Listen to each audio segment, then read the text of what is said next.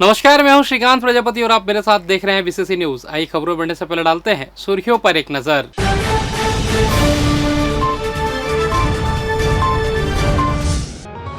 AU में दैनिक वेतन भोगी को संकट, नौकरी में गिर सकती है गाज। ट्रेन में कैंसर मरीज की मौत मामला, कलेक्टर ने लोगों से की अपील। सावन महीना में तीज महोत्सव, बड़ी संख्या में पहुंची महिलाएं। और रॉक गार्डन में डूबने से युवक की मौत, पिकनिक मनाने गए थे साथियों के साथ। तो ये थी सुर्खियां, अब खबरें विस्तार से। अटल बिहारी वाजपेयी विश्वविद्यालय में कार्यरत 50 दैनिक वेतनभोगी कर्मचारियों की नौकरी पर संकट मंडरा रहा है। विश्वविद्यालय ने 6 साल बाद सिक्योरिटी और हाउस कीपिंग का काम नई कंपनी को ठेके पर देने का फैसला लिया है। इस फैसले से वर्तमान में कार्यरत 35 सुरक्षा कर्मी और लगभग 15 सफाई कर्मी प्रभावित होंगे। इन कर्मचारियों को अपनी आजीविका और परिवार के भविष्य की चिंता सता रही है। एलुमिनी एसोसिएशन के सचिव सूरज राजपूत ने इस मामले में हस्तक्षेप किया है। उन्होंने विश्वविद्यालय कुलपति को पत्र लिखकर इन कर्मचारियों की सेवा बनाए रखने की मांग की है। साथ ही चतुर्थ श्रेणी के कर्मचारियों को समय अनुसार पदोन्नति देने का आग्रह भी किया है। एसोसिएशन ने मांग की है कि वर्तमान में सेवारत कुशल कर्मचारियों को नई ठेका कंपनी में प्राथमिकता दी जाए, इससे उनकी आजीविका संकट में नहीं आएगी। पत्र में यह भी मांग की गई है कि नई कंपनी में होने वाले सभी भर्ती और कर्मचारियों के भुगतान पारदर्शी रूप से विश्वविद्यालय के नियमों के अनुरूप किए जाए। एलुमिनी एसोसिएशन ने विश्वविद्यालय को समर्पित रूप से सेवा देते चतुर्थ श्रेणी के दैनिक वेतनभोगी कर्मचारियों को समय अनुसार पदोन्नति देने की भी मांग की गई है। इससे उन्हें महंगाई के अनुरूप पारिश्रमिक मिल सकेगा। छत्तीसगढ़ में प्राइवेट स्कूलों की मनमानी फीस पर रोक लग सकती है। हाईकोर्ट ने कहा कि राज्य सरकार को निजी स्कूलों की फीस तय करने के लिए कानून बनाने का अधिकार है। कोर्ट ने राज्य सरकार के गैर सरकारी विद्यालय शुल्क विनियम अधिनियम 2020 और नियम 2020 को संवैधानिक माना है। साथ ही प्राइवेट स्कूल एसोसिएशन की याचिका को खारिज कर दिया है। मामले की सुनवाई जस्टिस संजय के अग्रवाल और जस्टिस सचिन सिंह राजपूत की डिवीजन बेंच में हुई। दरअसल राज्य सरकार ने साल 2020 में छत्तीसगढ़ अशासकीय विद्यालय शुल्क विनियम अधिनियम लागू करने का निर्णय लिया था। इसके लागू होने के बाद प्रदेश में संचालित निजी स्कूलों के एसोसिएशन ने साल 2021 में हाईकोर्ट में चुनौती दी। इसमें कहा कि वे गैर सहायता प्राप्त निजी स्कूलों का प्रतिनिधित्व करते हैं और यह अधिनियम उनकी स्वायत्ता यानी ऑटोनॉमी में हस्तक्षेप करता है। फीस तय करने का अधिकार केवल प्रबंधन के पास होना चाहिए, इसमें सरकारी हस्तक्षेप अनुचित है। अब स्कूलों को फीस रजिस्टर, वेतन, व्यय, उपस्थिति, भवन किराए से संबंधित 10 प्रकार के रिकॉर्ड रखना अनिवार्य हो गया। शिक्षा विभाग इसकी जांच कर सकता है। वहीं अगर कोई स्कूल समिति की अनुमति से अधिक फीस वसूलता है तो उसके खिलाफ कार्रवाई की जा सकती है। कलेक्टर संजय अग्रवाल ने तखतपुर विकासखंड के सकरी स्थित वन चेतना केंद्र में बैठक लेकर किसान कल्याण से जुड़ी योजनाओं की समीक्षा की। बैठक में विकासखंड के मैदानी स्तर के कर्मचारी जैसे आरईओ, पटवारी, सहकारी समितियों के प्रबंधक एवं ऑपरेटर शामिल हुए। उन्होंने अगले 10 दिनों में एग्रीस्टेक पोर्टल में किसानों का बचा हुआ पंजीयन कार्य पूर्ण करने के निर्देश दिए।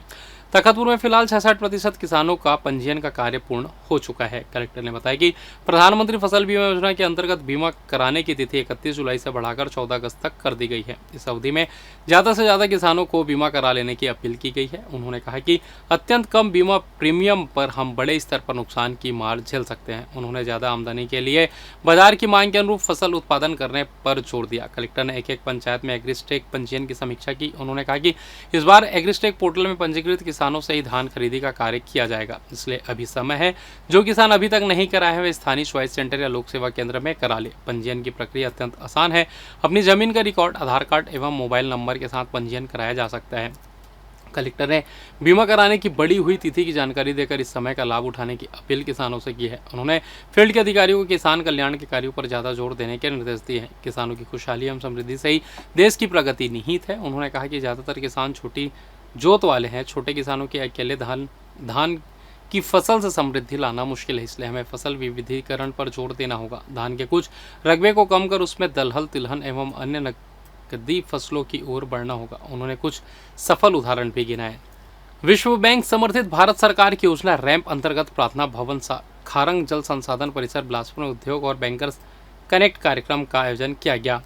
जिला व्यापार एवं उद्योग केंद्र बिलासपुर के तत्वाधान आयोजित इस बैठक में जिला व्यापार एवं उद्योग केंद्र बिलासपुर के मुख्य महाप्रबंधक CR टेकाम के द्वारा प्रतिभागियों को कार्यक्रम की रूपरेखा से अवगत कराते हुए नवीन उद्यम स्थापना के संबंध में औद्योगिक नीति 2024 से 30 के अंतर्गत प्रावधान, अनुदान, रियायतें, छूट एवं अन्य सुविधाओं के संबंध में जानकारी दी गई। इस अवसर पर रैंप योजना एवं PMFM ई योजनाओं का राज्य स्तर से आए योगेश शर्मा और भूषण के द्वारा विस्तृत रूप से जानकारी देते हुए बैंकर से यथासंभव सहयोग करने का आग्रह किया गया। कार्यशाला में सूक्ष्म, लघु एवं मध्यम उद्यमी, PMFME व PMEGP योजना के हितग्राही व जिले के प्रमुख बैंकों जैसे भारतीय state bank, union bank of India, Punjab national bank, Canara bank सहित अन्य बैंकों के अधिकारियों ने भाग लेकर उपस्थित उद्यमियों को विभिन्न वित्तीय योजनाओं, ऋण सुविधाओं के लाभों की जानकारी दी गई। इधर खूटाघाट जलाशय के गेट 3 अगस्त को खोले जाएंगे। बाई तट मुख्य नहर से 100 क्यूसेक एवं दाई तट मुख्य नहर से 50 क्यूसेक पानी छोड़ा जाएगा। इससे खेती किसानी के कामों में तेजी आएगी। कलेक्टर संजय अग्रवाल की अध्यक्षता में जिला कार्यालय के मंथन सभा कक्ष में आयोजित जिला जल उपयोगिता समिति की बैठक में यह निर्णय लिया गया। इसके साथ ही सिंचाई जलाशयों में जल की उपलब्धता और चालू खरीफ में खाद, बीज एवं फसलों के ताजा हालात की समीक्षा की गई। बैठक में बताया गया कि जलाशयों में सिंचाई के लिए पर्याप्त पानी उपलब्ध है। बैठक में जल संसाधन विभाग के कार्यपालन अभियंता मधुचंद्र ने बैठक में जिले की प्रमुख जलाशयों में जल भराव एवं प्रस्तावित सिंचाई क्षमता की जानकारी दी। बताया गया कि वृहद योजना खारंग जलाशय में 106.76% एवं अरपा भैंसाझार में 20.06% पानी का भराव है। मध्यम परियोजनाओं के अंतर्गत घोंगा जलाशय 101.89% जल भरा हुआ है। इसी प्रकार लघु जलाशयों में खारंग जलाशय संसाधन के 50 जलाशयों में 81.63% जल संसाधन संभाग, कोटा की 36 जलाशयों में 91.33% जल संसाधन संभाग, पेंड्रा अंतर्गत 17 जलाशयों में 83.87% जल भराव है। इन सिंचाई जलाशयों में जिले में खरीफ मौसम में 1,25,181 हेक्टेयर रकबे में सिंचाई का लक्ष्य रखा गया है। कलेक्टर ने जल संरक्षण के लिए किसानों और ग्रामीणों को जागरूक करने कहा। उन्होंने प्रधानमंत्री फसल बीमा योजना के लिए भी किसानों को जागरूक करने कहा। कलेक्टर ने कहा कि अभी जल भराव देखने बांध एवं जलाशयों के आसपास बड़ी संख्या में पर्यटक आ रहे हैं, उनकी सुरक्षा व्यवस्था के पुख्ता इंतजाम किए जाए। बैठक में कलेक्टर ने खाद, बीज के भंडारण तथा वितरण और फसलों के ताजा हालात की भी समीक्षा की। ट्रेन में सफर कर रही कैंसर पीड़ित महिला रानी बाई की मौत के बाद उनके परिवारजनों को मदद के लिए 1 लाख रुपए की सहायता राशि स्वीकृत की गई है। हाईकोर्ट बिलासपुर के निर्देश पर रेल प्रबंधक दक्षिण पूर्व मध्य रेलवे बिलासपुर ने स्वीकृति प्रदान की है, लेकिन रानी बाई के परिवार का सही पता ठिकाना नहीं मिल पाने के कारण यह सहायता राशि उन्हें सौंपी नहीं जा सकती। जिला कलेक्टर बिलासपुर ने अपील की है कि जिस किसी को भी उनके परिवारजनों के पते की सही जानकारी हो वे बिलासपुर जिला कलेक्टर अथवा रेल प्रबंधक दक्षिण पूर्व मध्य रेलवे बिलासपुर को जानकारी उपलब्ध कराए ताकि उन्हें स्वीकृत की गई राशि का भुगतान किया जा सके। गौरतलब है कि हाईकोर्ट ने गत मार्च में स्थानीय समाचार पत्रों में इस आशय की छपी खबर को जनहित याचिका के रूप में स्वीकार किया था और रेल प्रबंधक को मृतक के परिजनों के लिए 1 लाख रुपए की सहायता राशि देने के निर्देश दिए थे। रेलवे द्वारा काफी खोजबीन के बाद भी रानी बाई के पते ठिकाने का जानकारी नहीं मिल पाया था, जिसके बाद महिला रायपुर से बिलासपुर आ रही थी, यहाँ से बुढ़ार मध्य प्रदेश जाना चाह रही थी। और फिलहाल ये वक्त हो चला छोटा सा ब्रेक का, मिलते हैं ब्रेक के बाद, कहीं जाइएगा नहीं।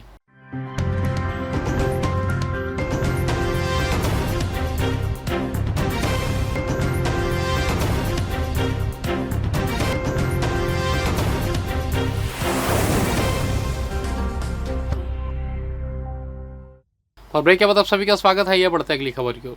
सावन मास का शुभ अवसर और हरियाली तीज का त्यौहार, जब वातावरण में भक्ति, उमंग और सांस्कृतिक रंग एक साथ घुल जाते हैं, ऐसे ही पावन सावन के मौके पर अंश होटल रायगढ़ में मेघ मल्हार विप्र फाउंडेशन द्वारा तीज महोत्सव का भव्य आयोजन किया गया, जिसने सभी के मन को हर्ष और आनंद से भर दिया। यह त्यौहार भगवान शिव और माता पार्वती के प्रेम और एकता का प्रतीक माना जाता है और इसी परंपरा को आगे बढ़ाते हुए महिलाओं ने 16 श्रृंगार, पारंपरिक पोशाकें, गीत संगीत, नृत्य, मनोरंजक गेम्स और विविध व्यंजनों के साथ तीज का उत्सव बड़े उत्साह के साथ मनाया। इस अवसर पर खरसिया, डभरा और रायगढ़ जिले के विभिन्न क्षेत्रों से बड़ी संख्या में महिलाएं शामिल हुई। बच्चों और परिवार की उपस्थिति ने कार्यक्रम की शोभा को और भी बढ़ा दिया। महिलाओं ने सामूहिक नृत्य, पारंपरिक लोकगीतों और रंगारंग कार्यक्रमों के जरिए न सिर्फ त्यौहार का आनंद लिया बल्कि नारी एकता और सामाजिक संस्कृति की शक्ति को भी प्रदर्शित किया। आयोजकों ने बताया कि यह महोत्सव पिछले 5 वर्षों लगातार सावन के महीने में आयोजित किया जा रहा है और हर वर्ष इसे समर्पण, श्रद्धा और सामाजिक सहयोग की भावना के साथ मनाया जाता है। कार्यक्रम का उद्देश्य न केवल परंपराओं को जीवित रखना है बल्कि महिलाओं को एक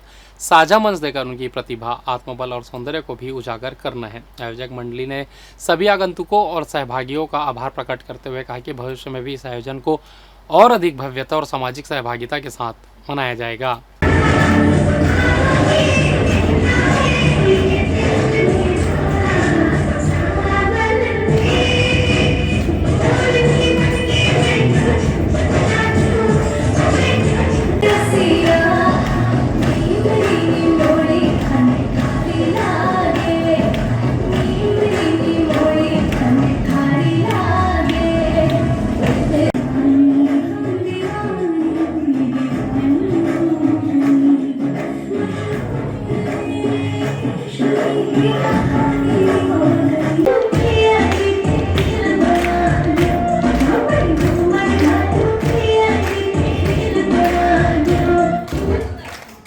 मैं विप्र फाउंडेशन रायगढ़ जोन की जिला अध्यक्ष बीना कैलाश शर्मा। कार्यक्रम इसके बारे में हाँ, ये आज सावन मास का मौका है और इस सावन में हम लोग तीज का महोत्सव मनाते हैं। ये तीज शिव पार्वती का प्रेम का प्रतीक है, इसीलिए हम सब महिलाएं 16 श्रृंगार करके नाच कूद के अच्छे व्यंजन गेम से और नाचे माने नृत्य से हम ये इस त्योहार को मनाते हैं। इसमें क्या है, ये सिर्फ महिलाओं का ही त्यौहार है, तो इसीलिए महिलाएं बहुत इंजॉय करती हैं और ये मेघ मल्हार के रूप में विप्र फाउंडेशन द्वारा मनाया जाता है। संगठन को और मजबूत करने और कर्मचारियों में बेहतर समन्वय स्थापित करने के उद्देश्य से लगातार छत्तीसगढ़ प्रदेश लिपिक वर्गीय शासकीय कर्मचारी संघ द्वारा प्रयास किया जा रहा है। इसी कड़ी में शुक्रवार को कोटा जनपद कार्यालय में बैठक रखी गई थी, जिसमें संघ के प्रमुख पदाधिकारियों की उपस्थिति में कोटा ब्लॉक के कर्मचारियों ने विस्तार से चर्चा की। वहीं कोटा ब्लॉक के लिपिकों को जो सेवानिवृत्त हुए कन्हई सिंह कंवर, उदय प्रसाद यादव, दरस राम कौशिक को साल श्रीफल स्मृति चिन्ह देकर सम्मानित किया गया। साथ ही कोटा तहसील इकाई का पुनर्गठन किया गया, जिसमें नवल सिंह पैकरा को तहसील अध्यक्ष, सचिव मनोज साहू, संतोष चंद्राकर कोषाध्यक्ष, रमाकांत राजक मीडिया प्रभारी, केश कालकुर्रे उपाध्यक्ष, लक्ष्मी मरकाम, शरद कुमार साहू उपाध्यक्ष के पद पर मनोनीत किया गया। इस दौरान बैठक में प्रदेश महामंत्री डॉक्टर सुनील यादव ने संबोधित करते हुए कहा कि लिपिक संघ कर्मचारियों के मूल मांग वेतन विसंगति है, जिसे दूर करने हम सबको एकत्रित होकर साथ चलने की आवश्यकता है। इसके साथ ही 4 स्तरीय पदोन्नत, वेतनमान, महंगाई भत्ता सहित अनेकों मांग है, जिसके लिए चरणबद्ध आंदोलन करने की जानकारी दी। इसी तरह बैठक में जिलाध्यक्ष सूर्य प्रकाश कश्यप ने संबोधित करते हुए कहा कि हम सभी लिपिकों को एक सूत्र में बंद किए रहना चाहिए, ताकि संघ की शक्ति लिपिक एकता में निहित है।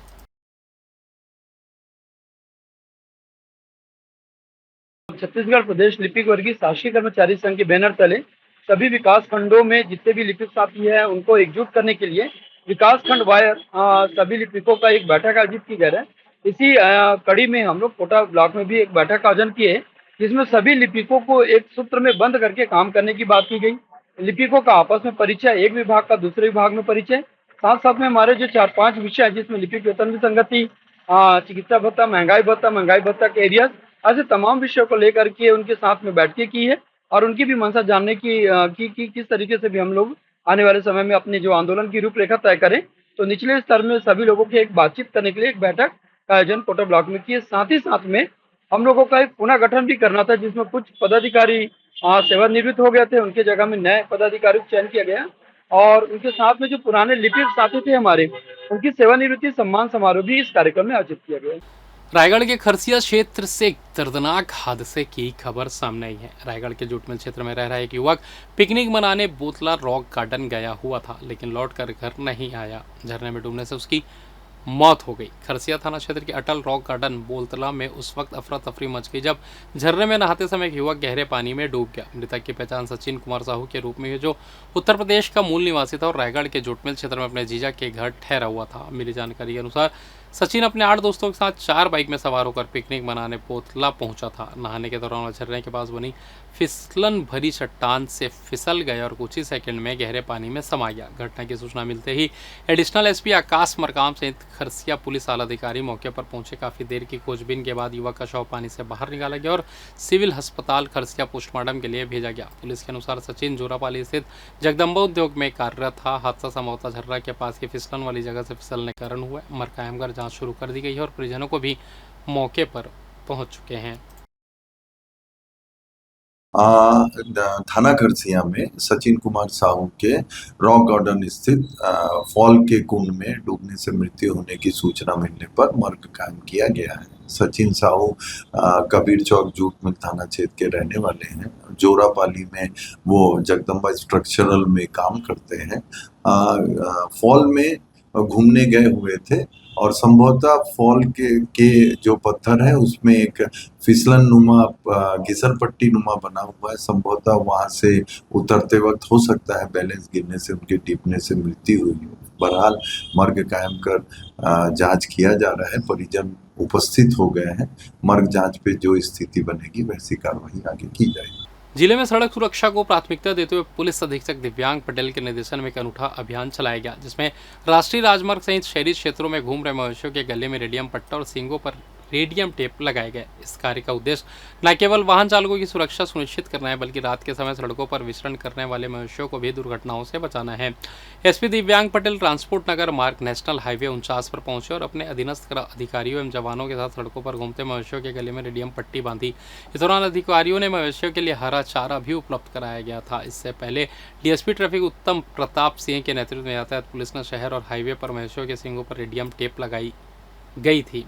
पुलिस अधिकारियों की यह पहल वाहन चालकों को दूर से मवेशियों की उपस्थिति का आभास कराने की दिशा में कारगर कदम मानी जा रही है। अभियान के दौरान मवेशी पालकों को समझाइश भी दी गई कि वे अपने मवेशियों को खुला छोड़कर सड़क पर ना घूमने दें, जिससे मवेशी और वाहन दोनों सुरक्षित रहें। एसपी दिव्यांग पटेल ने जिले के सभी डीएसपी, थाना प्रभारी और ट्रैफिक पुलिस को निर्देशित किया है कि वे अपने अपने क्षेत्र में इस कार्य को प्राथमिकता से पूर्ण कर और मवेशियों के कारण होने वाली सड़क दुर्घटनाओं पर प्रभावी नियंत्रण सुनिश्चित करें। पुलिस की यह मानवीय और सुरक्षात्मक पहल न केवल यातायात व्यवस्था को बेहतर बनाएगी, बल्कि पशुओं की रक्षा में भी मील का पत्थर साबित होगी। और फिलहाल इस बुलेटिन में बस इतना ही। मुझे दीजिए इजाज़त, फिर होगी आपसे मुलाकात। तब तक देखते रहिए DCC न्यूज़। नमस्कार।